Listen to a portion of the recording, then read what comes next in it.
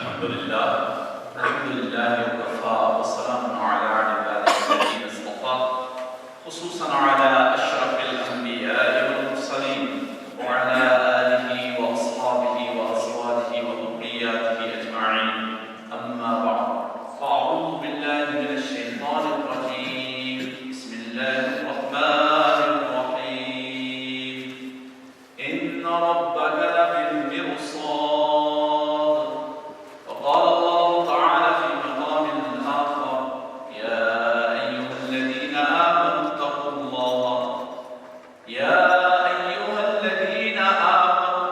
الله ولتنظر نفس ما قدمت لغد واتقوا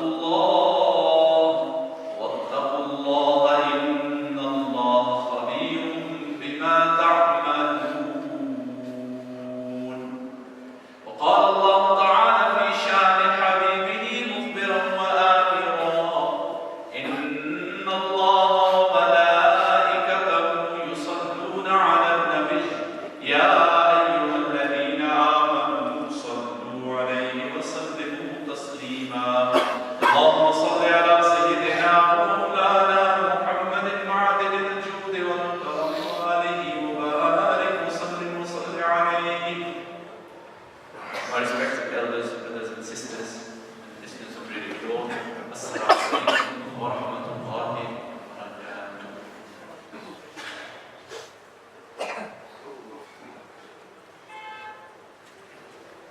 Allah subhanahu wa ta'ala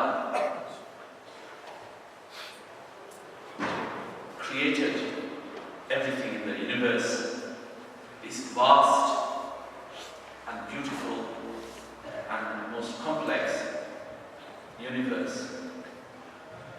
And in this huge and vast universe, whose length and breadth no one can measure, all we can talk about is it is billions and billions and billions of miles in diameter.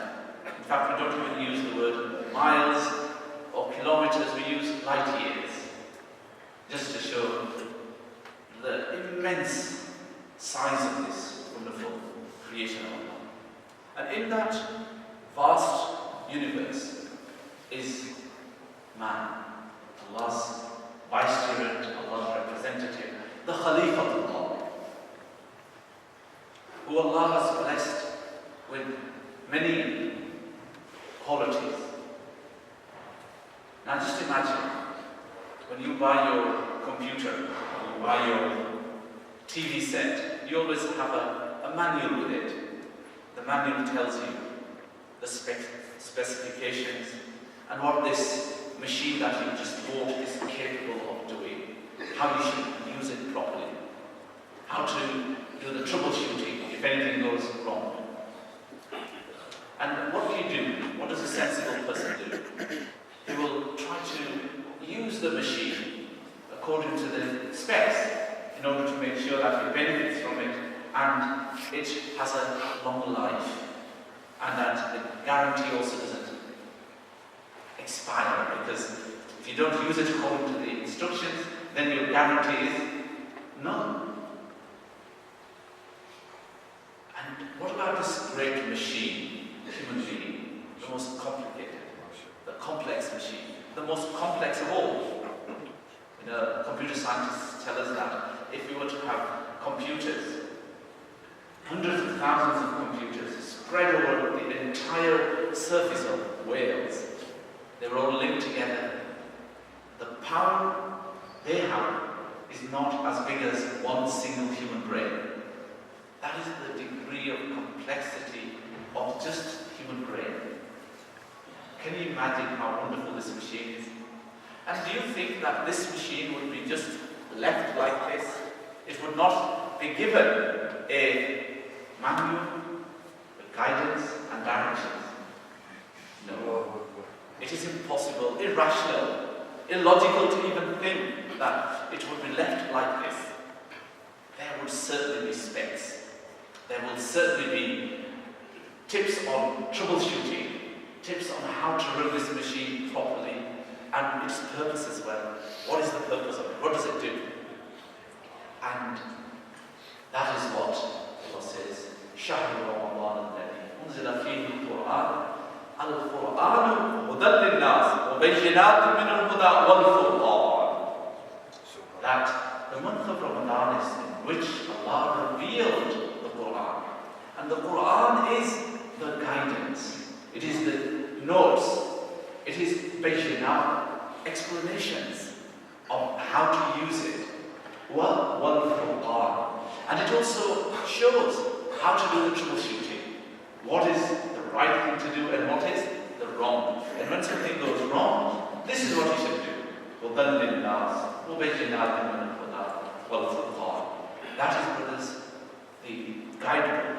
This is the manual that we need to use. And the month of Ramadan is the crucible, is the time in which this book was handed down to the Prophet ﷺ. And that is why it's so important, this month and the relationship between Ramadan and the Quran.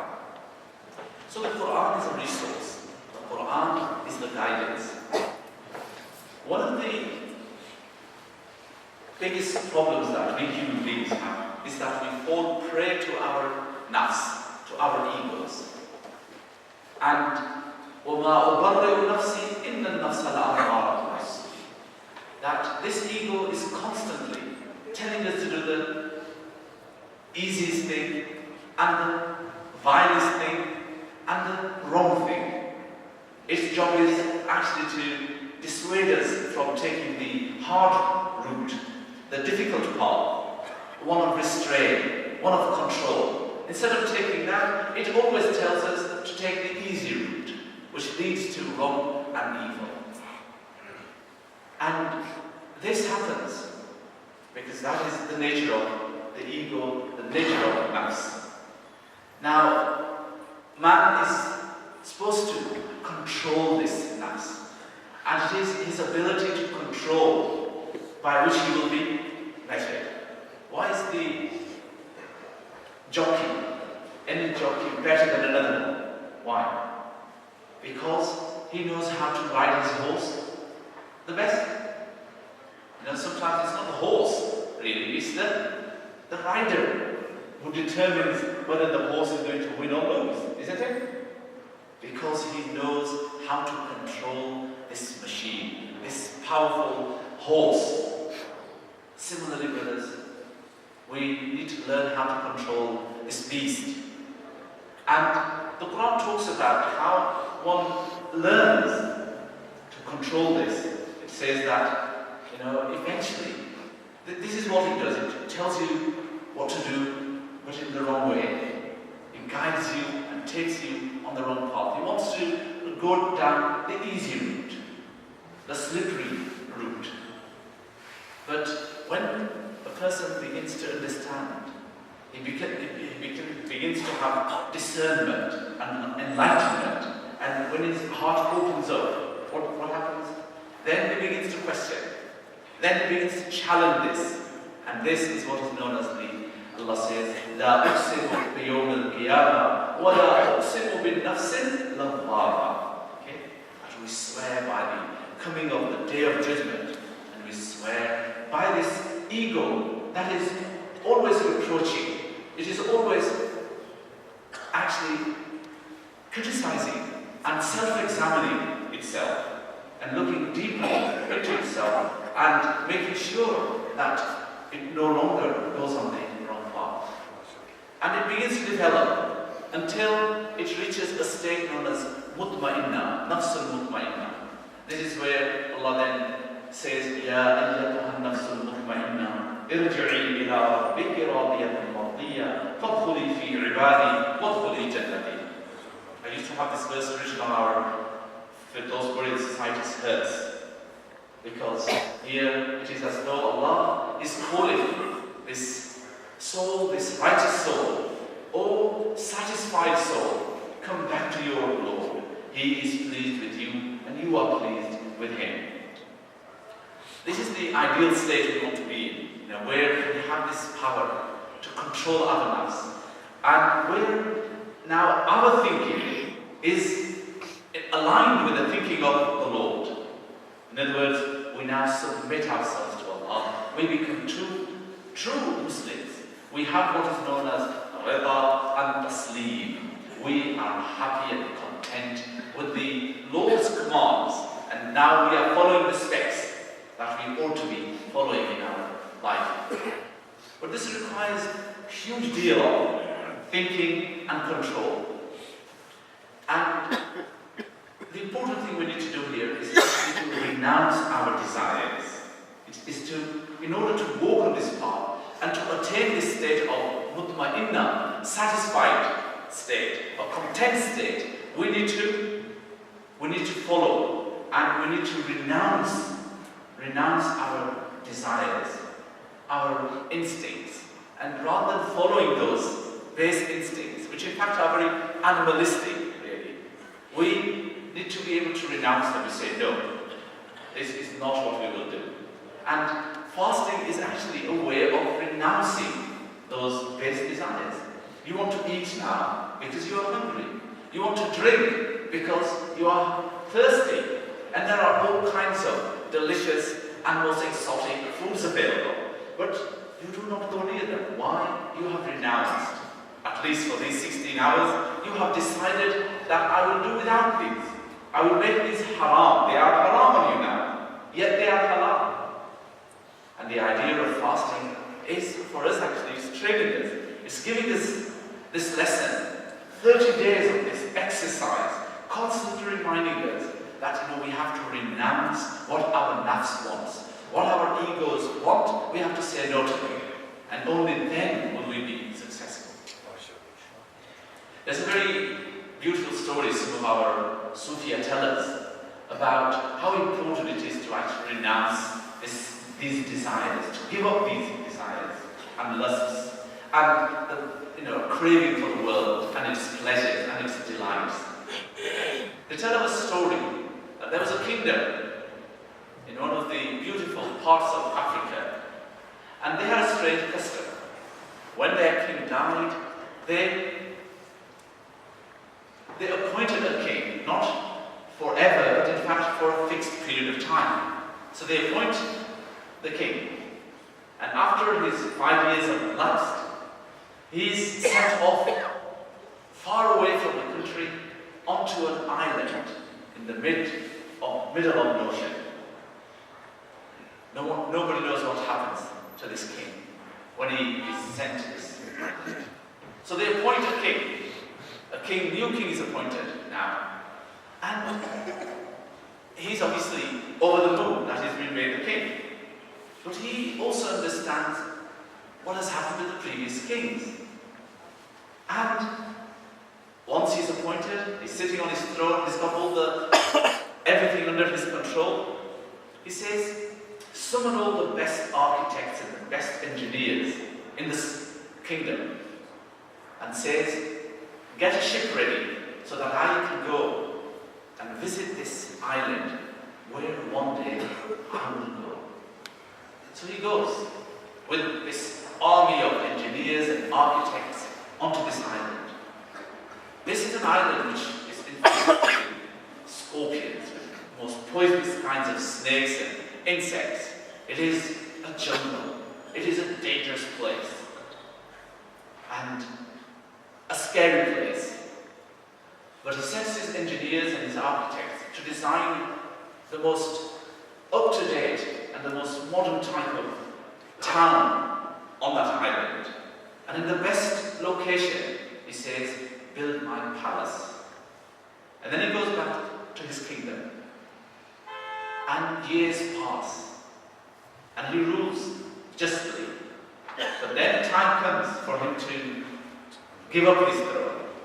He's told by his people, your time has come up now. You must leave.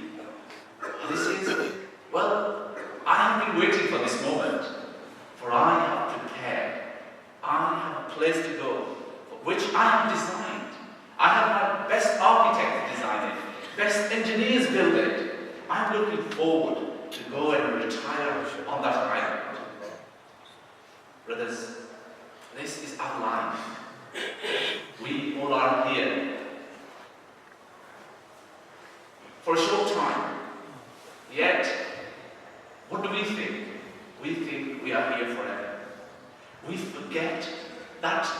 lonely island. We forget that dark jungle. We forget that place where there will be no light. There will be no one to comfort us. We forget that. And why do we do that? Why? Because we get lost in our ego. We become the slaves of our ego. And this is why the Quran says, وَأَمَّا مَنْ خَافَ مَقَامَ رَبِّهِ وَنَهَى النَّفْسَ عَنِ الْهَوَىٰ فَإِنَّ الْجَنَّةَ هِيَ الْمَأْوَىٰ. The Quran says, he who fears standing before his Lord, he who is aware of where he is going, like that king who was thoughtful, not like his predecessors, who never thought about what's going to happen to them when they finish their time, that transient and that short time. But he is somebody who is aware. Allah says, وَأَمَّا مَنْ خَافَ مَقَامَ رَبِّهِ. He who is afraid of standing before his Lord and restrains himself. وَنَهَى النَّفْسَ عَنِ الْهَوَىٰ. He restrains himself from following his ego. And that is what is important with us. To restrain ourselves, to control ourselves. فَإِنَّ الْجَنَّةَ هِيَ الْمَأْوَىٰ. For him is now, this island is no longer a jungle. It is no longer a dangerous place. It is a beautiful city where there is a palace waiting for him to be inhabited. Brothers, let us reflect on this. This is where we are today. And tomorrow we need to be thinking, have we prepared our island? And sometimes it's like, another example is like somebody visiting the king's palace. Okay? And he gets caught up in the beauty. He admires the beautiful pictures on the wall and all the ornaments. He gets caught in it and he doesn't want to leave until he's actually kicked out. He is kicked out. That is وَالنَّازِعَاتِ غَرْقًا وَالنَّاشِطَاتِ نَشْطًا. That is what happens to those who get engrossed in the world. Those who get engrossed, this is what happens. They are actually kicked out. وَالنَّازِعَاتِ. Their souls are pulled out of their bodies in a painful way, the Quran says. Do we want to be foolish, unintelligent, that we have to be kicked out, we have to be thrown out, rather than يَا أَيَّتُهَا النَّفْسُ الْمُطْمَئِنَّةُ ارْجِعِي إِلَىٰ رَبِّكِ رَاضِيَةً مَرْضِيَّةً. Allah is welcoming with open arms. He says, come, come, I am ready to receive you, all satisfied soul. So brothers, we need to think about restraining and renouncing our desires. Imam al-Azhari, in his method of how to develop our moral intelligence, talks about how important this renouncing of the desires is. He says that, in fact he says, the first principle in curing and healing the sicknesses of heart is that you renounce your desires. And he quotes that verse that I have just read to you, where Allah says, وَأَمَّا مَنْ خَافَ مَقَامَ رَبِّهِ. He who feared the meeting with his Lord and restrained himself and restrained his base desires, paradise will be his abode. He says that the self, nafs, is active and creative force within the individual that seeks expression, development and growth. Okay? So we're talking, the nafs itself is not by itself, nafs is a force that can be for good or for bad. Of course, if it is left to its devices, the shaitan and the world will of course corrupt it. And it will become nafs amara. It will develop and express itself in the wrong way. It is a force that needs to be expressed. That's what it is. The Messenger ﷺ said, the believer is beset with 5 afflictions. A believer who envies him, a hypocrite who hates him, an unbeliever who makes war on him, a devil who misguides him, and the self, the ego, the nafs, which struggles against him. We have these 5 enemies the Prophet ﷺ is pointing out here. And the biggest, of course, is this nafs of ours. And Rasulullah ﷺ, in that very famous hadith, on returning from the book, said, We have come back from a minor battlefield, and now we are heading towards a major battlefield that is coming back into Medina, back into their home city, back into their families, back into their safety. But he says, this is the biggest battlefield. Why? This is where the nafs will be challenged, where the ego is to be challenged. And this is where, we will have to fight the real battle, the battle of life. Brothers, renouncing our desires, controlling them, is really the key to all success. In fact, Imam al-Azhari, he goes on to say that it is an obligation to believe this and to work on this. He's so adamant, he calls this obligation. It is obligatory that you actually renounce your desires and you work towards achieving, your true capacity and your true potential as a servant of Allah subhanahu wa ta'ala. But again, it's a long journey.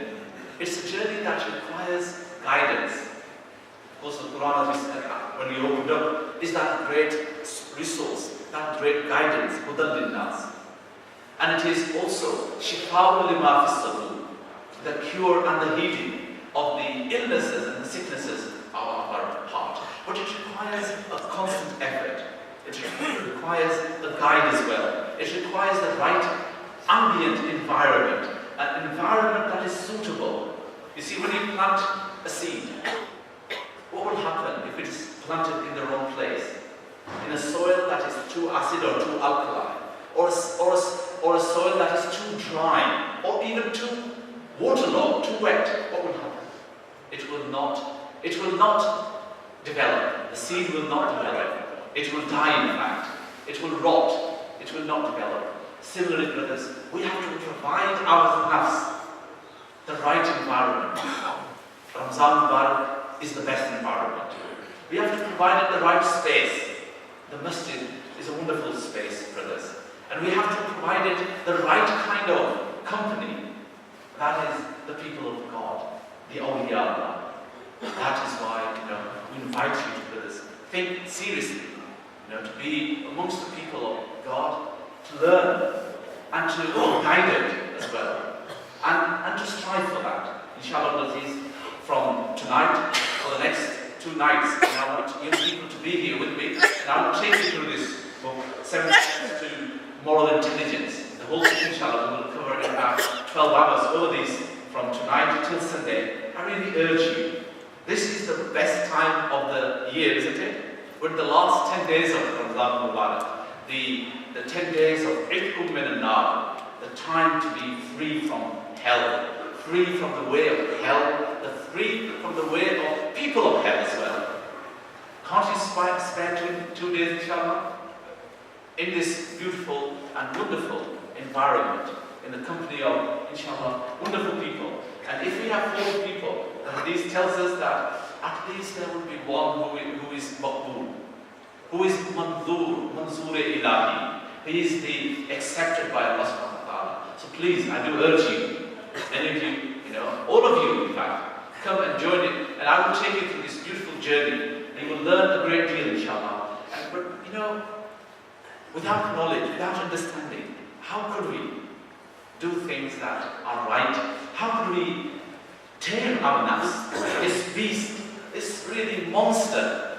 How could we tame it without learning the tricks of the trade? So inshallah, I hope, inshallah, you will take part tonight and Saturday and Sunday in learning about how we can really develop our moral intelligence and become people who are controllers of ourselves and our nafs, rather than being controlled by our desires and our nafs.